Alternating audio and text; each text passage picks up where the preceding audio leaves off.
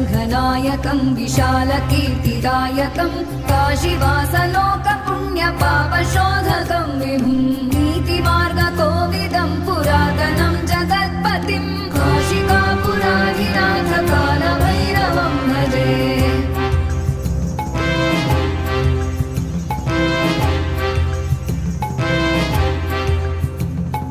कालभैरवाष्टकं पठन्ति ये मनोहरं